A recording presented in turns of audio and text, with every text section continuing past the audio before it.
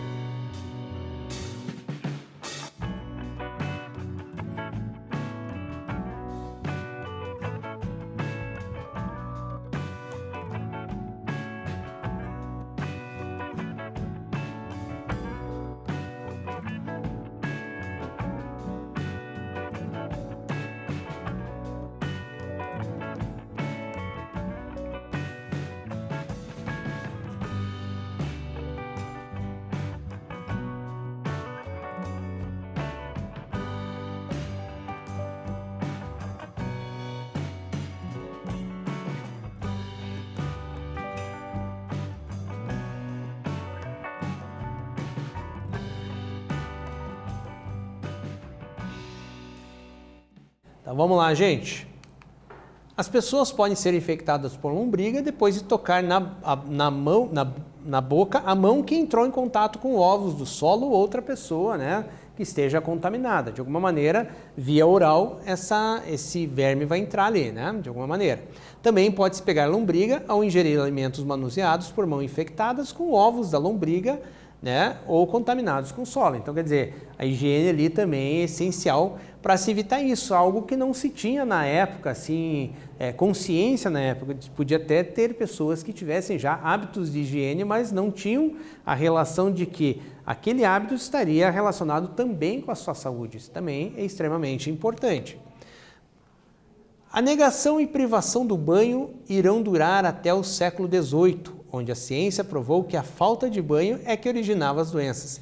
Dessa forma, os banhos públicos, esportes com água e terapias foram novamente introduzidos. Então, por um bom tempo, isso ficou proibido. Achava-se, né, que, de repente, isso daqui podia estar relacionado com a doença, e depois, vendo que não tinha essa relação, foi liberado novamente os banhos, né? E também a ciência, que a gente pode chamar ali de saneamento básico, né? Ela também foi evoluindo conforme foi se aprendendo com o tempo, né? Então, cada coisa dessa que a gente fala, por mais que seja absurdo para nós hoje, na época tinha uma certa lógica para eles, né?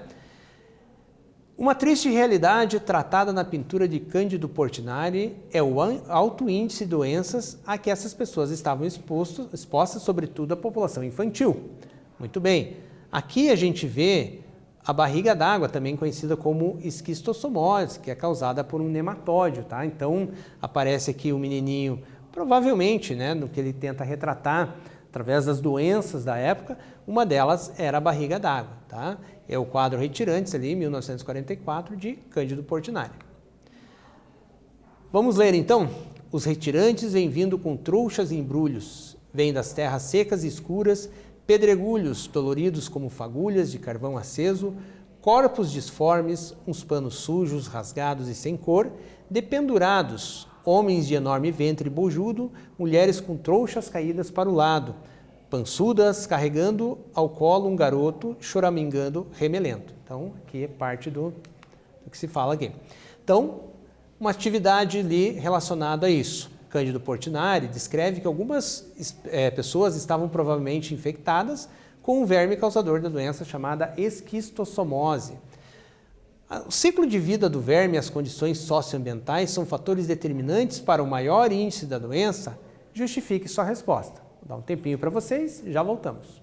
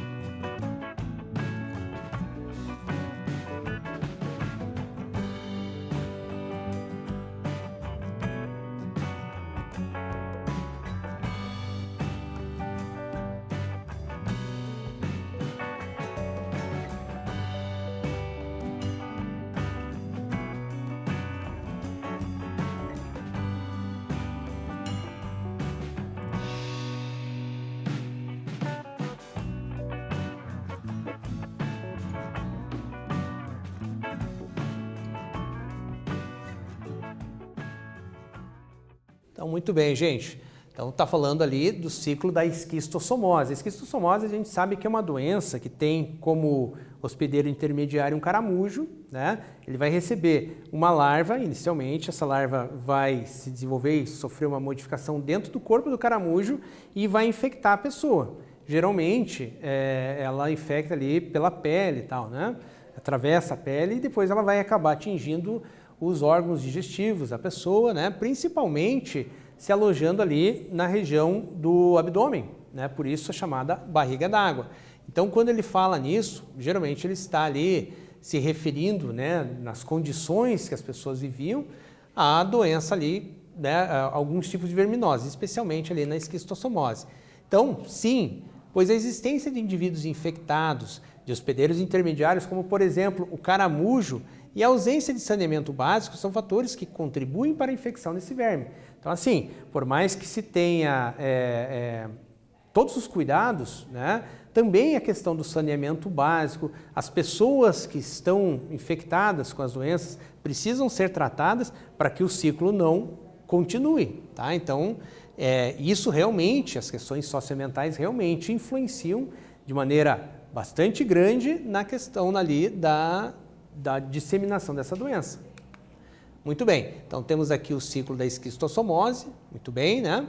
Nós temos aqui as larvas penetrando no organismo humano, o ser humano vai liberar através das fezes isso no ambiente, tá?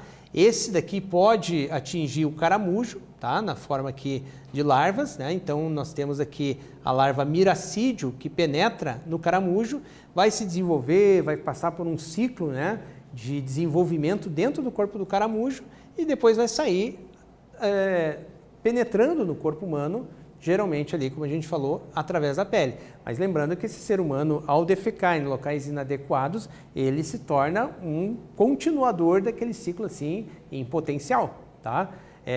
Por isso que a gente fala das questões sanitárias, que elas devem ser muito bem observadas, devem ser muito bem planejadas para evitar esse tipo de coisa. Deve ser conscientizadas as pessoas que utilizem vasos sanitários em vez de utilizar ali as próprias regiões naturais, principalmente ali próximos de lagos e tudo mais, né? Mais uma historinha aqui do Jeca Tatu. Ele simboliza a situação do caipira, abandonado pelos poderes públicos brasileiros, né? Assim, não dado atenção a esse grupo de pessoas, né? As doenças, o atraso econômico, educacional e também a inteligência política, a indigência política. O Jeca Tatu não é assim, ele está assim, é uma das frases lá de Monteiro Lobato, né, na obra, tá? Então, quando a gente está falando disso, a gente está associando a uma doença causada por um nematóide, que é o ancilóstoma, né? E esse ancilóstoma gera ancilostomíase, também conhecida como amarelão, tá? Então, um dia um doutor portou lá por causa da chuva e espantou-se de tanta miséria. Vendo o caboclo tão amarelo e magro, resolveu examiná-lo. Amigo Jeca, o que você tem é doença. Pode ser. Sinto uma canseira sem fim e dor de cabeça e uma pontada aqui no peito que responde na cacunda. Isso mesmo, você sofre de ancilostomíase. Anci o quê? Sofre de amarelão, entende? Uma doença que muitos confundem com a maleita. Então, veja ali todos os sintomas que ele tem. Veja o poder que esse verme tem e geralmente dentro do ciclo dele se adquire por se andar descalço, tá? Então veja lá, canseira, dor de cabeça, dor no peito, né? Então todas essas condições que confunde ali com algumas outras doenças, né? Não apenas a maleita, né? Então com isso a gente vai para a atividade 3. Na propaganda ao lado, a empresa divulga um remédio específico para uma doença comumente chamada de amarelão. Explique por que ela tem esse nome, qual é o agente causador e quais são as formas de preveni-la. Então, aqui um anúncio da época, né? Mostrando ali o Monteiro Lobato, o Jeca Tatu, na própria divulgação, né? Utilizado como própria divulgação do remédio que trataria do amarelão, tá?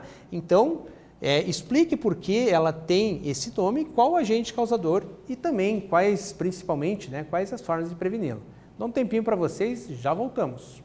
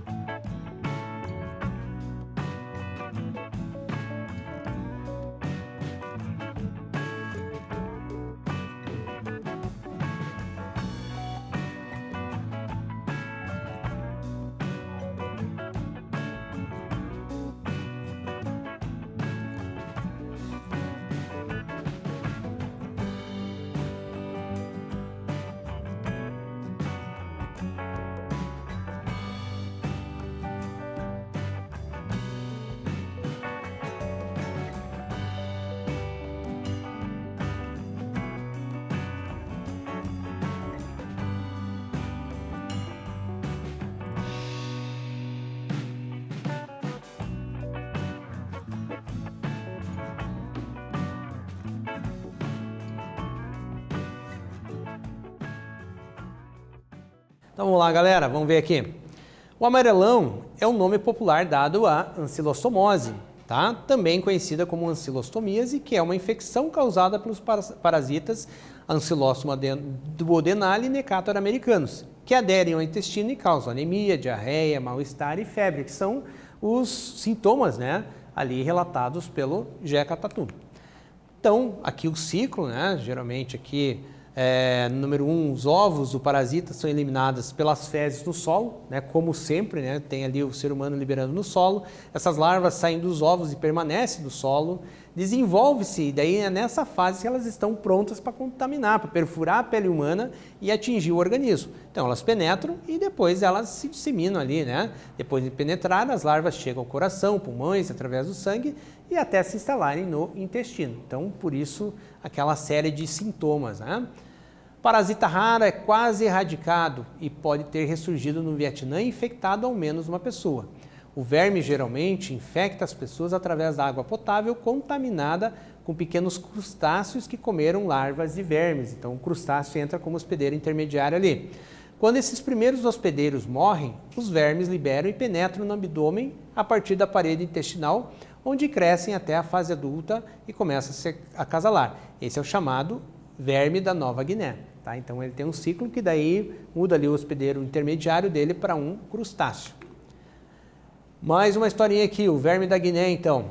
O verme da Guiné, formalmente conhecido como Draculus medinensis, é um parasita antigo que possivelmente foi relatado mesmo na Bíblia e nomeado em referência à região africana onde os exploradores europeus do século XVII relatam terem visto pela primeira vez. Os egípcios antigos eram os que mais tinham doenças, grande número de parasitas, como por exemplo a solitária, que eles contraíram do rio Nilo e de seus canais de irrigação. Então temos aqui a tênia e ali ela aqui o verme adulto, né? Então vamos com isso para uma outra atividade ali. A carne de porco é um alimento cujo consumo é condenado no islamismo, no judaísmo e entre adventistas do sétimo dia. Se tratando de verminoses causadas por plateuminto, elabore uma teoria científica para a proibição do consumo dessa carne. Então, desafio para você, a gente já volta. Até daqui a pouquinho.